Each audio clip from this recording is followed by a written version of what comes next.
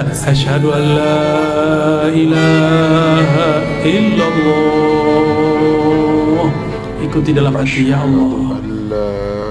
Aku bersaksi, aku menerima, tiada yang berhak disembah kecuali Allah. Di antara para sahabat Nabi Muhammad SAW, ada satu sosok yang sangat unik dan tak biasa. Beliau tidak tinggal di Jazirah Arab, tidak hidup di masa Rasulullah di Madinah, bahkan tidak pernah ikut perang bersama Nabi. Namun, para ulama sepakat, beliau termasuk sahabat Nabi. Lebih dari itu, hingga hari ini di tahun 2025, beliau masih hidup. Bukan legenda, bukan dongeng, tapi fakta berdasarkan Al-Quran dan hadis yang syahih. Usianya bukan 100 atau 200 tahun, tapi lebih dari 2000 tahun. Manusia biasa tentu takkan mampu hidup selama itu.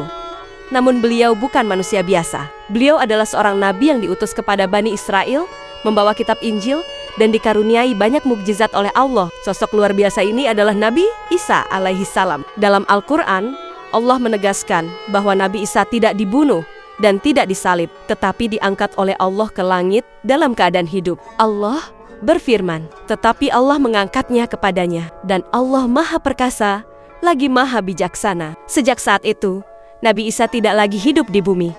Namun, belum wafat. Ia akan kembali menjelang kiamat untuk menjalankan misi yang sangat agung, menghancurkan salib, membunuh Dajjal, dan menegakkan keadilan di muka bumi. Namun, satu hal yang jarang dibahas orang, Nabi Isa adalah seorang sahabat Nabi Muhammad. Mengapa bisa disebut sahabat? Karena dalam peristiwa agung Isra dan Mi'raj, Rasulullah bertemu dengan para nabi terdahulu di setiap lapisan langit. Di langit ketujuh, Rasulullah bertemu dengan Nabi Ibrahim. Namun sebelum itu, di langit kedua, beliau bertemu dengan dua orang nabi, Isa dan Yahya alaihimassalam. Saat itu, Nabi Isa menyambut Rasulullah dengan penghormatan dan mengakui kerasulannya.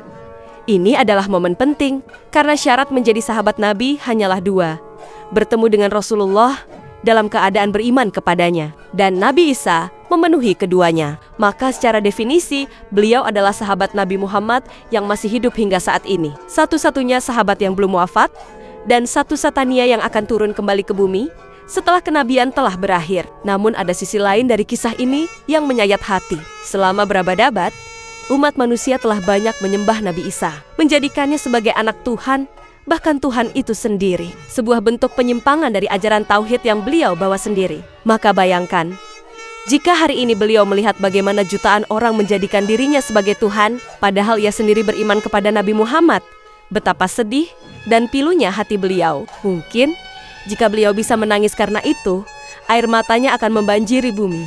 Dialah satu-satunya sahabat Nabi Muhammad yang masih hidup, yang akan kembali ke bumi menjelang hari kiamat, yang pernah berbincang langsung dengan Rasulullah, dan yang paling sering disalahpahami oleh umat manusia. Dialah Nabi Isa alaihissalam. Wallahu alam bisawab. Asyhadu an la ilaha illallah wa asyhadu anna Muhammadar Rasulullah.